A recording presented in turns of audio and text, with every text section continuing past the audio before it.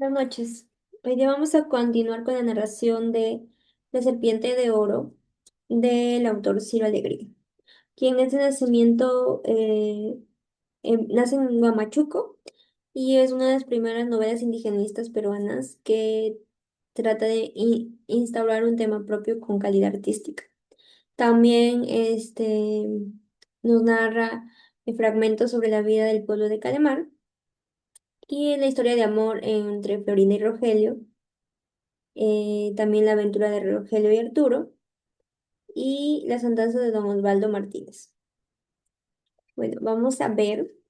eh, la obra comienza con la narración donde, por donde el Marañón rompe las cordilleras, es un voluntarioso afán de avance. La sierra peruana tiene una bravura de puma acosado. Bueno, está dividido por capítulos. En el primer capítulo nos comienza a contar un poco del paisaje, nos habla de los cholos de la historia que viven en Calemar.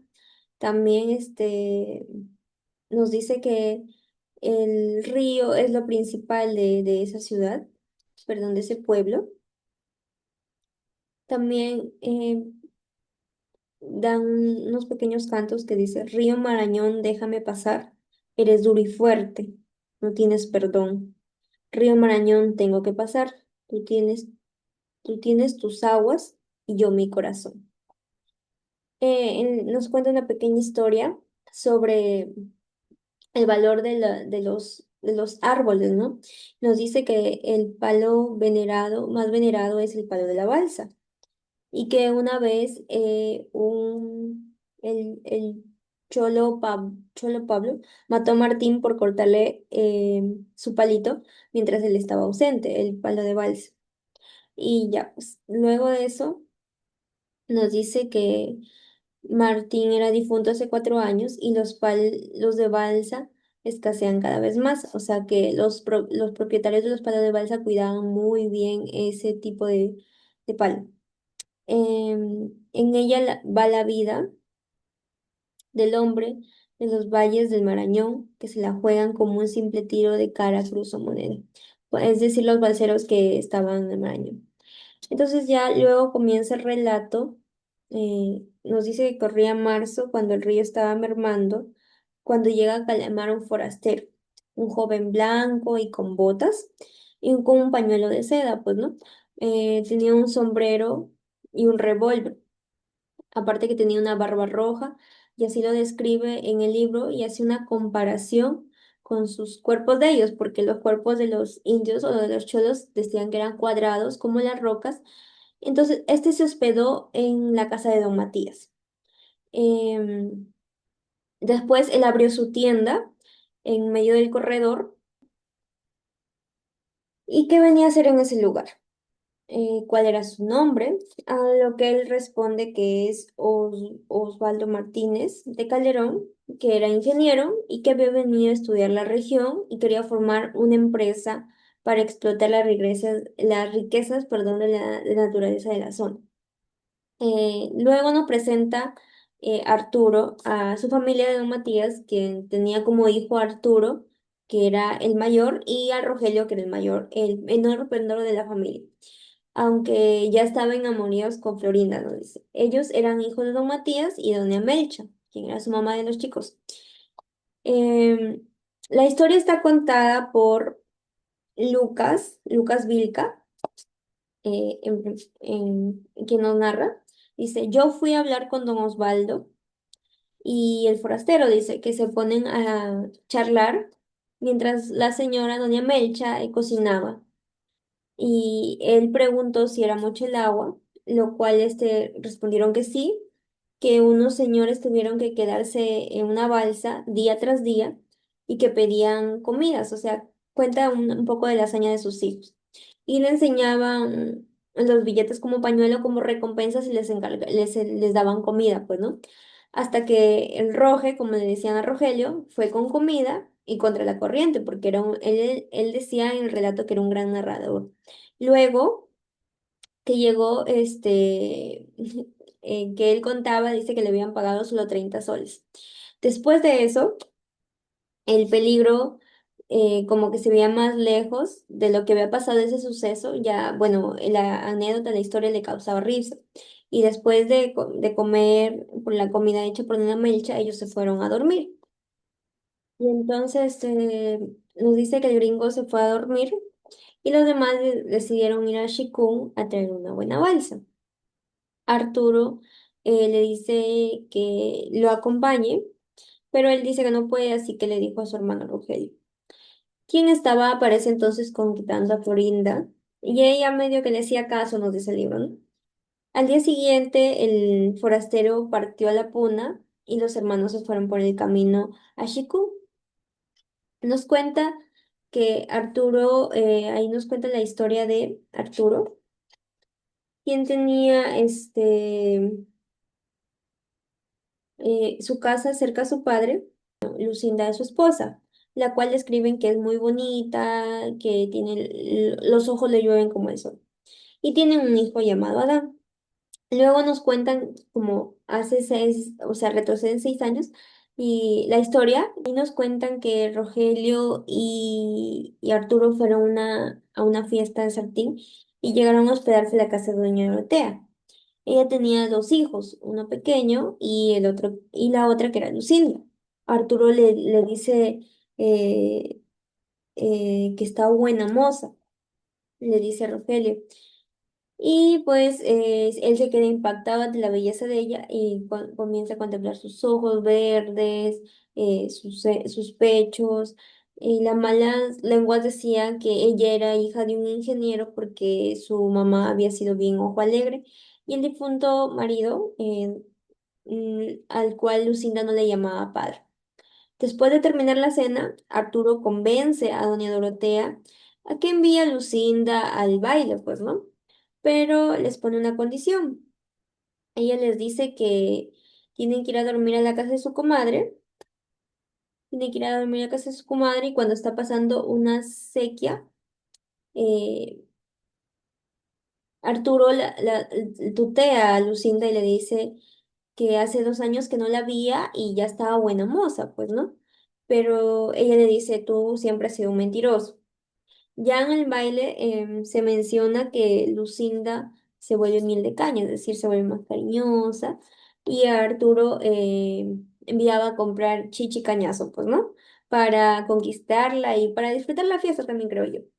Lucinda se estremeció cuando Arturo le pasa el pañuelo rojo y la acerca hacia ella, entonces ellos se rozaron y ya pues dice que los ojos se hablaron por sí mismos porque, es decir, ellos se enamoraron. Cuando están de regreso, mientras Arturo la lleva del brazo, ella pensaba, bueno, que así era el amor, quizás, ¿no? Ah, y al llegar a la casa de su comadre, ella se va a dormir junto a su hermanito, a quien abraza como si fuera Arturo, o sea, porque ella se había quedado con la ilusión de que Arturo iba a ser su esposo, se podría decir, ¿no? Al día siguiente otra vez van a la fiesta y ellos van por el camino, se van contando cosas, aventuras del río y le dice, vámonos, China, pues, ¿no? Le dice, vámonos porque esto sería lo mejor. Y ella pues piensa que eso es mejor, entonces ella lo acepta y ellos intercambian pañuelos, que era un símbolo de compromiso para ese entonces. Después aparecen los guardias civiles en la fiesta de Huamachuco, pues que están ellos, ¿no? Y le pregunta de dónde es él, le dice. Y él le dice, pues que de su tierra, pero luego le dice, tú eres gracioso, le dice uno de los guardias, le dice, él le dice que es ballino. Los policías preguntan si tiene una libreta militar, pensando que él quizás no tendría esa libreta, pero Arturo se les presentó y la dejaron ir. Entonces Arturo le dice a Lucinda que la cosa era con ella, o sea, le susurra al oído y le dice, la cosa es contigo, China, porque se notaban que los guardias quizás se habían quedado impactados por su belleza. Y en la noche nuevamente van a la fiesta con Rogelio y ellos comienzan a bailar rozándose en un rincón, pues, ¿no? Entonces le dice que se van a ir a Calemar, pero luego aparecen los guardias civiles y le dice que o sea, le dicen a Arturo que les dé a Lucinda, pues, ¿no? Y entonces él le toma por el brazo y la protege, pues, porque le dice, no, usted no tiene por qué molestarla porque el día de mañana ella sería mi mujer. Entonces, los que estaban bailando ahí miraban a los militares, o sea, como que disgustados, pues no les caían bien, ¿no? Y ellos, los militares desenvainan, sus espadas, sus espadines, y pues comienza una pelea donde los cholos se le van encima. Entonces, Rogelio pelea con uno y lo hace rodar, y Arturo le salta el cuello a otro y lo tumba hasta hacerlo retumbar en el suelo su cabeza, pues, ¿no? Entonces, Lucinda y los hermanos salen y se esconden en la sombra, como que ganando tiempo, y los guardias quedan en el suelo con con la sangre pues derramada ahí, ¿no? Arturo le dice pues que se irá a Calamar, y ella no quiere, pues, porque tiene miedo quizás, ¿no?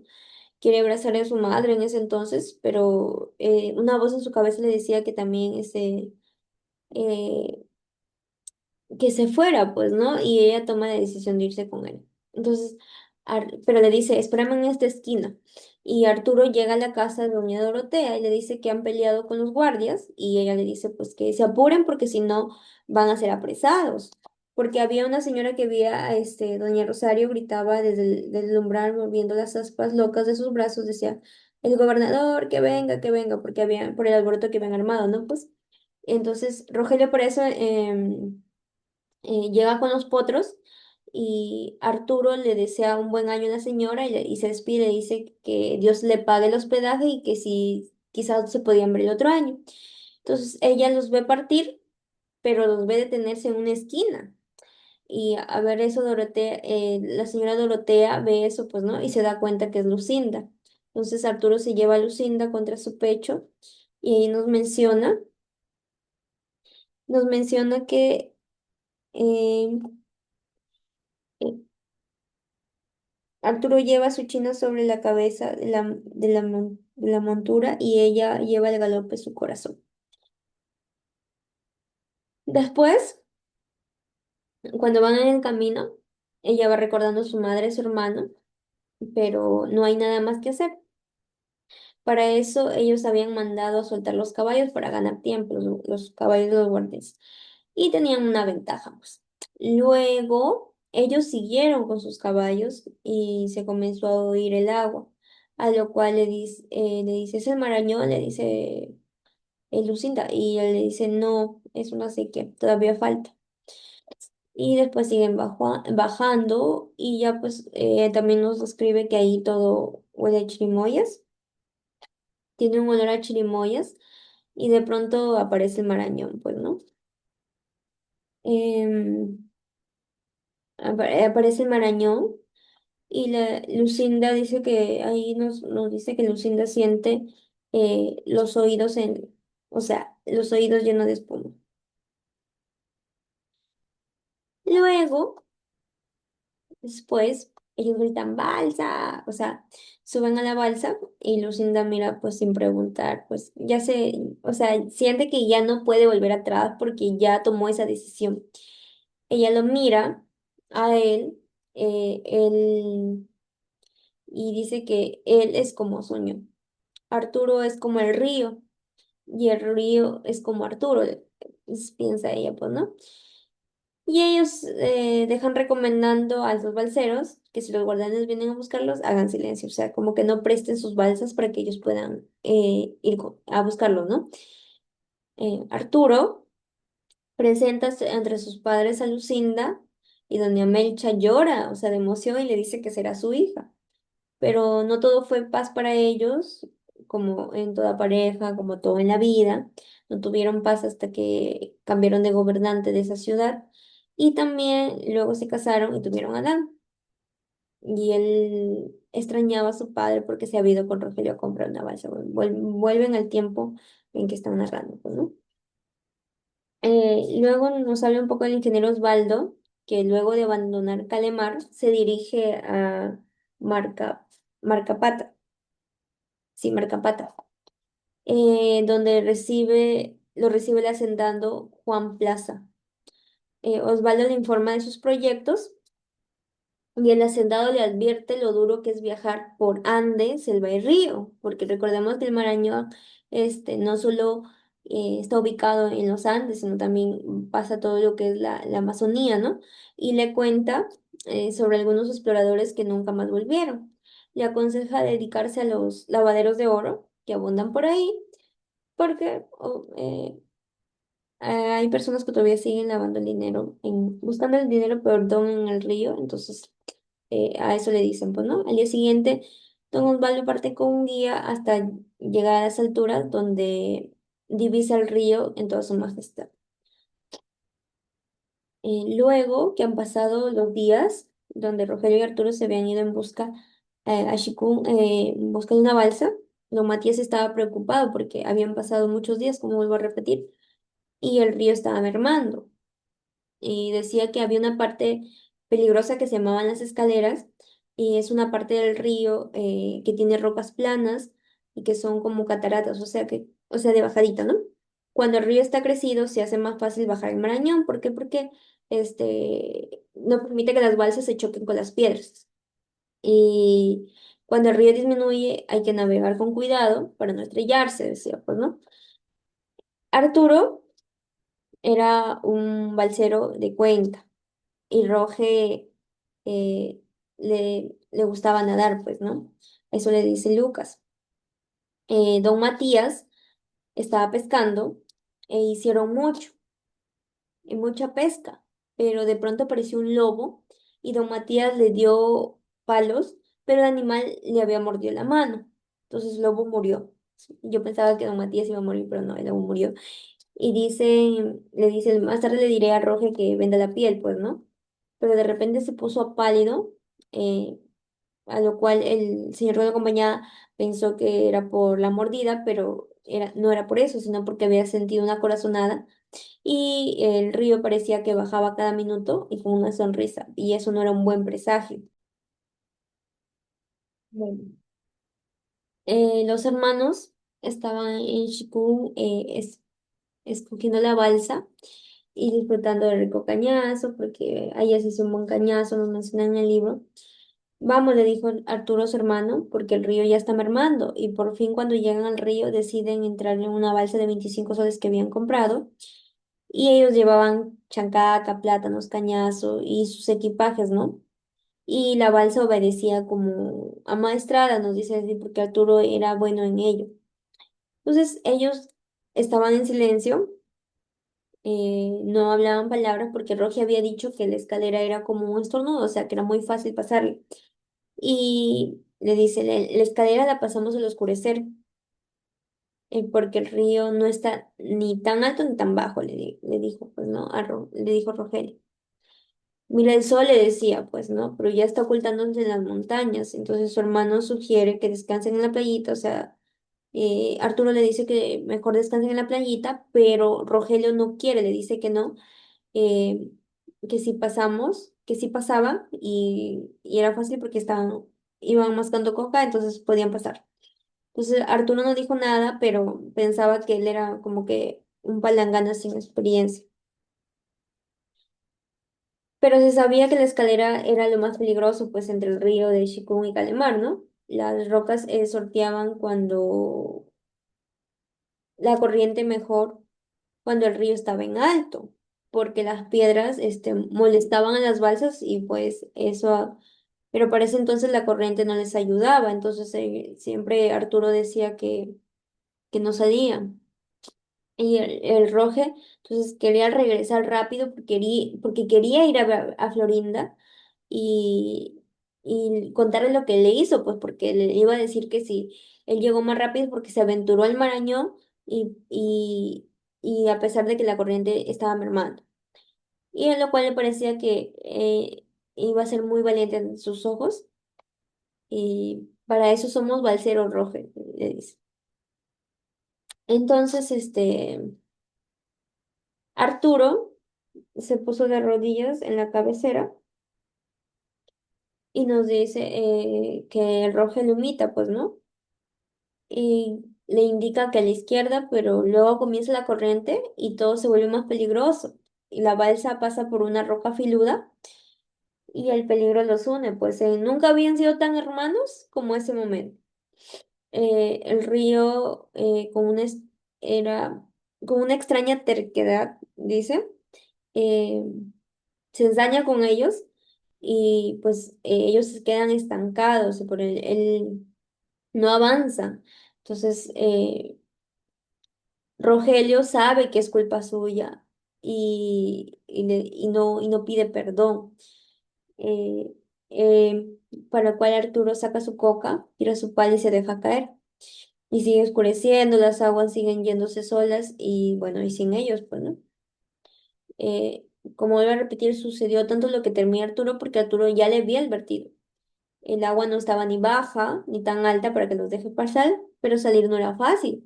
Entonces, por más que se tiraban, no encontraban fondo para palanquear la balsa, porque, o sea, en la selva la balsa es como que un tipo de canoa y ellos palanquean con como una especie de remo y salir de ahí dice que no era para hombres, sino para Dios, y que Dios era el río mismo. Los hombres se quedaron atrancados, pues, y pasaron la noche ahí. Eh, de ahí sienten el agua hora tras hora, dice que los veía venir, y pues era un vaivén, como que la risa del río decía sí, no, sí. Hermano, le dice Rogelio, me tiro al río y llego de allá, o sea, llego a la peña de allá, le señala una peña, le dice, o llego a Chicú o llego a Calemán.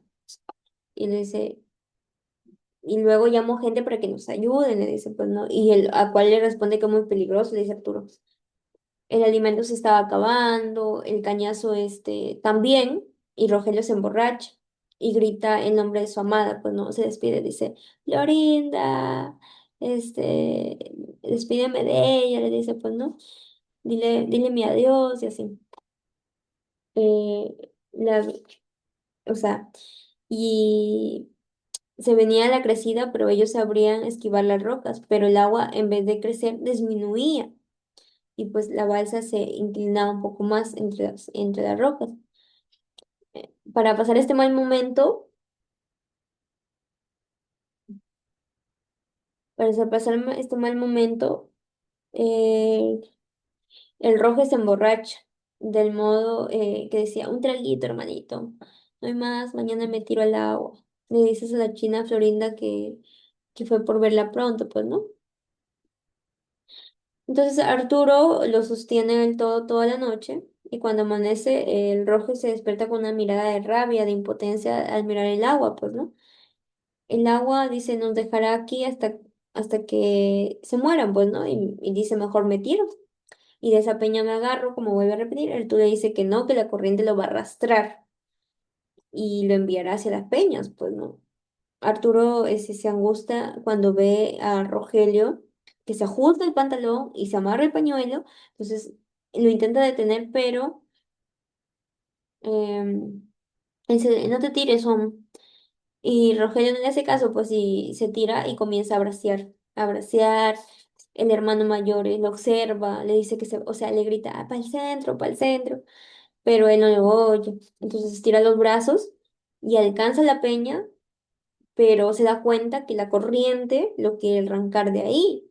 Entonces, Rogelio tenía que llegar al centro para evitar la escalera, es decir, todo ese tumulto de piedras, y se suelta otra vez y bracea, pero la corriente no perdona, pues, no, obvio. Y luego Arturo se da cuenta que solo ve una esfera negra que era la cabeza de su hermano, una mano como que sale del agua diciéndole adiós, porque se estaba ahogando prácticamente, y le parece oír una música. Eh, Esa parte creo que es demasiado triste porque, no sé, al observar creo que tu hermano muere, pues es algo muy duro para alguien, ¿no? Entonces él se tira inconscientemente como un cadáver frío y el sol dice que le raja las espaldas porque como estaban muchos días ahí, pues el sol también era fuerte. En Calemar, pues don Matías al ver que no llegaba, renegaba por todo, tomaba mucho estaba hecho una miseria y dice que paraba con la panza al viento. Y decía tipo la llorona, ay, mis hijos, la coca le amargaba como la miel, lo que en la cultura o las creencias dicen que predice algo fúnebre, pues algo malo.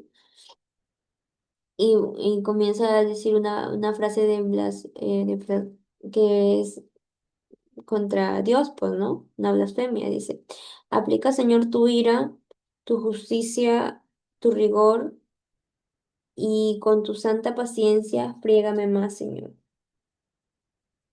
Em, Lucas dice que él quería consolarlo, pero no pero don Matías le dijo que no hay corazón traidor con su dueño.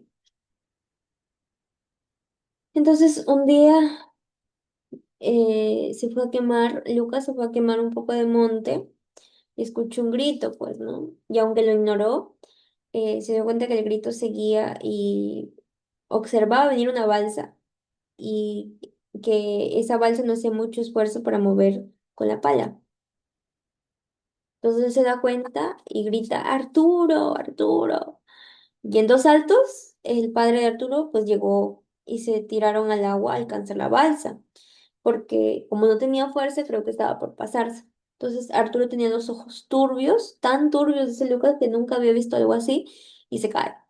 El viejo le echa agua, pero en la balsa no había nada. O sea, se va a mirar, la balsa no había nada.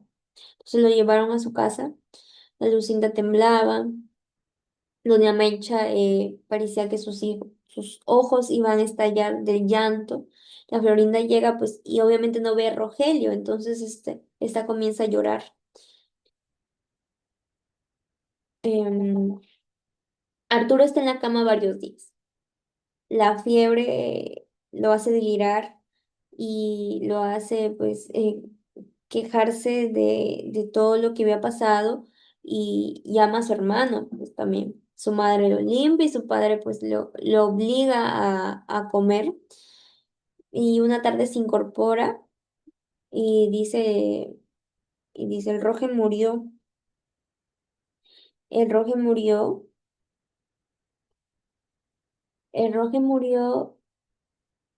y esto de parte de escucharlo de la parte del Arturo era como que muy desgarrante, se podría decir. Y pues él comenzó a contar lo que pasó. Comenzó a decir que había escuchado una voz que decía, mi voz me decía, sálvate.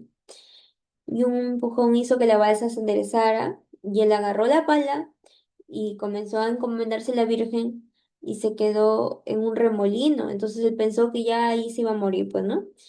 Hasta que apareció un tronco y él se agarró de ahí, salió del remolino y vio dos playas. Y gracias a esas playas salió de ahí. Y él dice que fue como ver la vida hasta que ve el Valle de Calemar y se puso a gritar, pues, ¿no? A lo cual le preguntan, ¿y tu Ponchito ese? Y le dijo, no sé. Luego Arturo se echó a dormir y don Matías se quedó mudo y helado y hecho piedra. El viejo se volvió hacia Lucas y le dijo, el río también es bravo y de tanto guapearlo morimos a veces, pero no le huimos porque somos hombres y hay que vivir como es la vida. Em, Luego nos dice que llegó Osvaldo, pasaron unos días, y don Matías le da la bienvenida, pues las botas que tiene están hechas como basura, pues ya su ropa ya no es como antes, porque él antes se creía lo máximo, pues. Y los dos se sientan a contar lo suyo, les pone contentos que el costeño chache, porque comienzan a masticar hojas de coca. Él le cuenta cuentos de aparecidos que ha visto durante el tiempo que está acá en la Amazonía y le dice que quiere dedicar, perdón, en el tiempo que está en ese pueblo, le dice que quiere dedicar los lavaderos, a los lavaderos de oro, el Marañón, y que le podría poner serpiente de oro. Irónicamente, después nos cuenta cómo muere él, pues, ¿no? En honor al río, quiere ponerle serpiente de oro y el forastero se va a dormir después de esa conversación, el forastero se va a dormir. Don Osvaldo había cambiado mucho, nos dice Lucas. Antes resaltaba por su ropa fina, pero ahora hay algo que lo hacía que se sintiera parte de ese pueblo y sus barba roja, que era al inicio, ya no se notaba tan roja. Y decía que tenía la impresión de haber visto su destino y que era el destino de un hombre que muere a la mitad del viaje por no saber bien su punto de llegada y no saber de dónde salió su punto de partida. Cuando va a los lavaderos, eh, ¿cuándo va para los lavaderos? Le preguntan, pues, ¿no? Y le dice que mañana, pero así pasó una semana y recién partió con dos hombres para que lo ayuden. Y un día estaba examinando la arena, entonces los cholos escuchan un grito. Y el ingeniero da un salto tras sentir una mordedura de una serpiente amarilla y luego lo ven pues que esa serpiente huye por las ramas. Los cholos llegan corriendo a auxiliar a don Osvaldo, pero no pudieron hacer nada porque se sabe que cuando te muerden el cuello era lo peor que le puede pasar a alguien, ¿no? De un animal, de una especie. Y a pesar de eso, Pablo intenta salvarlo, le hace una corte en cruz en su cuello con el cuchillo, la sangre salta, pero ya sus brazos y sus pies no responden, entonces ya era inútil. Entonces se cayó al suelo, los cholos lo contemplaban y ya nada se podía hacer, pues, ¿no? Dice que murió y que su cuerpo se había puesto negro. Entonces lo enterraron y Lucas dice, sí, lo mató una serpiente de oro. Frente a su casa, Lucas está frente a su casa y la coca que mascó eh, se volvió amarga, lo que le indicaba pues quizás algo mal.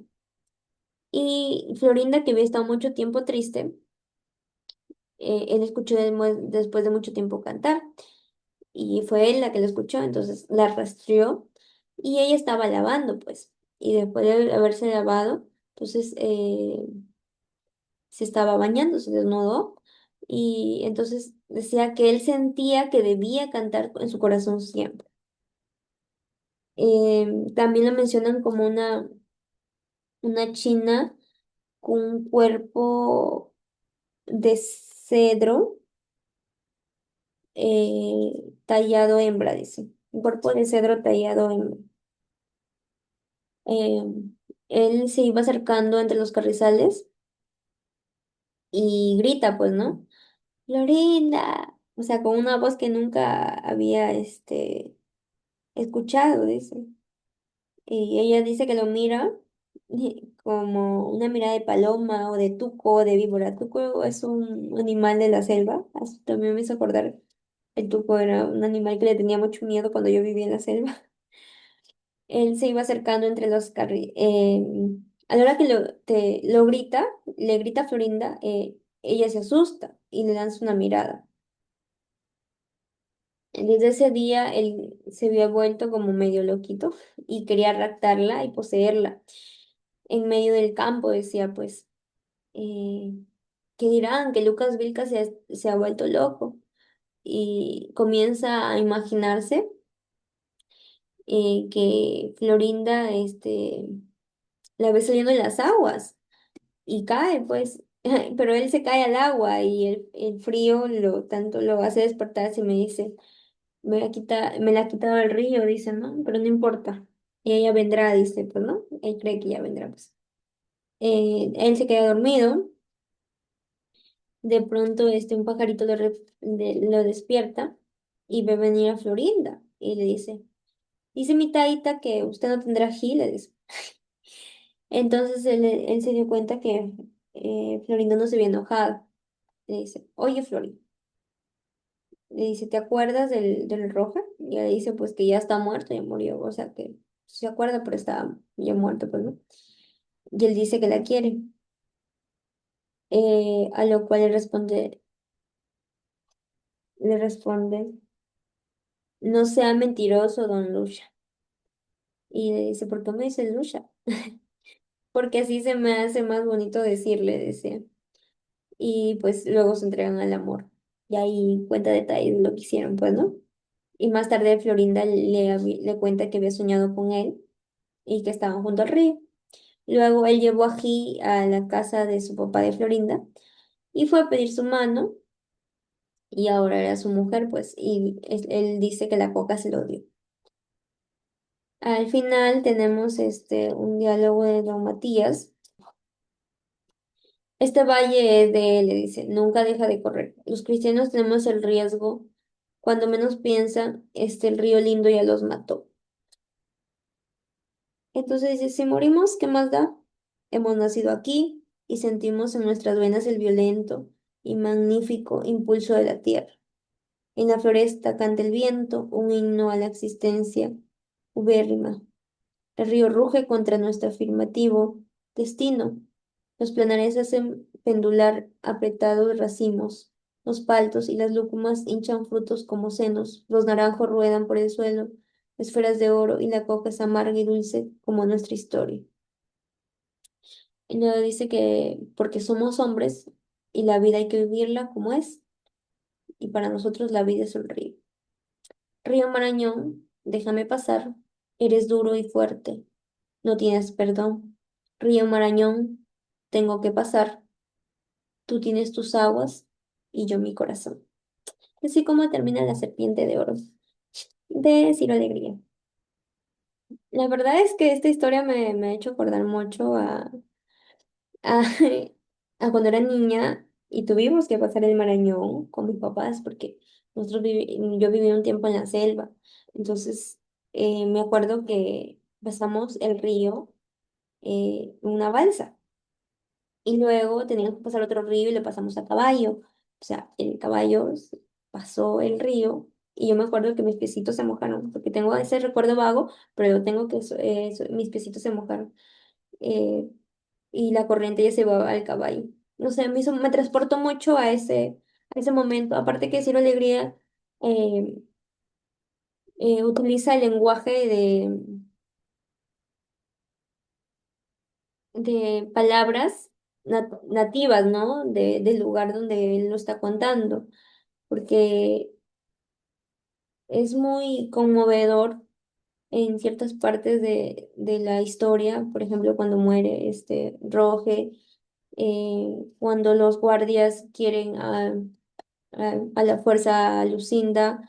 Entonces, como el Cholo también protegía a su mujer, protegía a su familia, y bueno, don Matías que nos enseñó una lección de vida, que a pesar de que, como mencioné ahí, somos hombres y tenemos que vivir como ellos, y para ellos el río era su vida, pues, ¿no? Bueno, hasta después vamos a seguir con otros cuentos. Muchas gracias.